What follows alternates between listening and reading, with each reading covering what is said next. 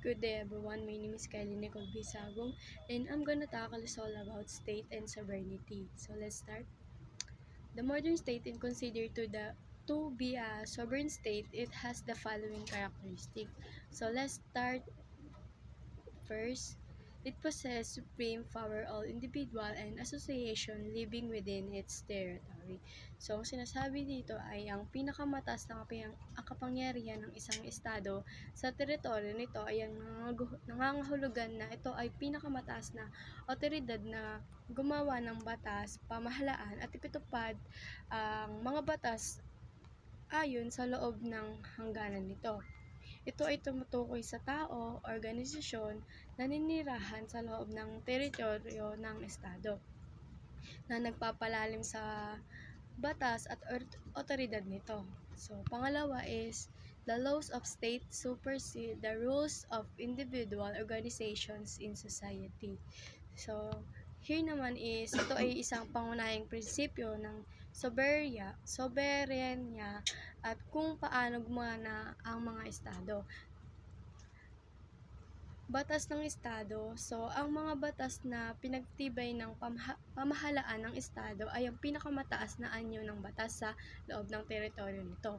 Nalalapat ang mga ito sa lahat, kabilang mga individual, organisasyon at negosyo. Mga patuntunan ng mga organisasyon tulad ng mga negosyo, club o relihiyosyong grupo ay maaaring magkaroon ng sarili nilang mga panloob na panuntunan at regulasyon. Kapag may kasalungat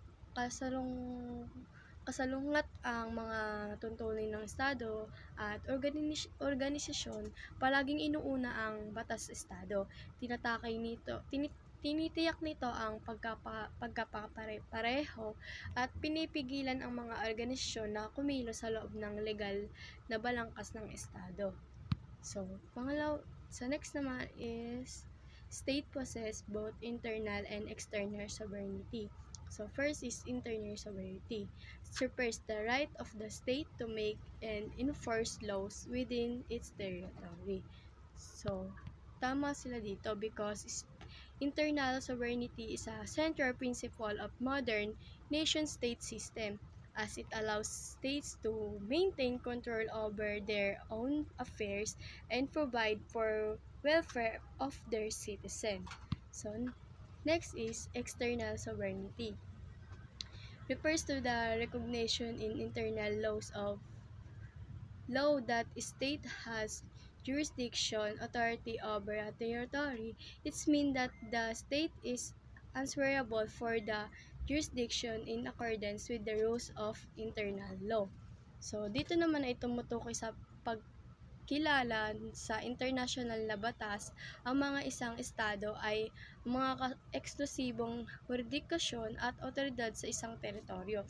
Nangangahulugang ito ang estado ang pangunahing mananagot para sa jurisdiction na iyon alinsunod sa mga tuntunin ng international na batas. So hanggang dito na lamang po ang aking parte. Maraming salamat po sa pakikinig.